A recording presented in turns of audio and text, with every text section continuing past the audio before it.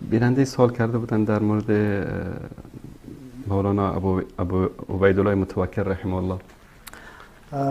شیخ متوکل از جمله دوستای نزدیک ما بود، خداوند متعال مغفرتش بکنه و روزگار سختی که او با او روبرو شد الله متعال رفعت شأن و مقام بلند را نصیبش بکنه.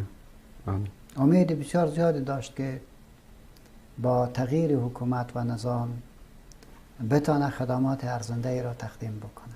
درست. و در مدتی که در زندان بود شیوه دعوتیش را کاملا عوض کرده بود به عنوان یک انسان عموم متوکل صاحبی که بسیار زیاد احساساتی میشد. عموم متوکل بعد از رهاییش در مجلس بسیار زیبا با حوصله میخواست که خدمات عرضه بکنه، بشنوه، تحلیل کنه.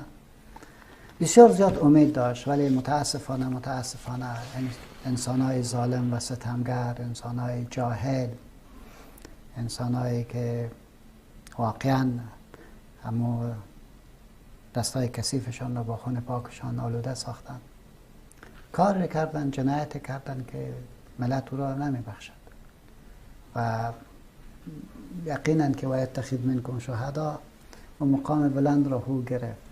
ولی واضح هست که لکه بدنامگی و داغ سیاه را دشمنا به جمین خود زدن. الله اونا را ببخشه، شهادتشان الله قبول بکنه و خطا و لغزشی که داشته باشه الله فرج مغفرت بکنه. درست.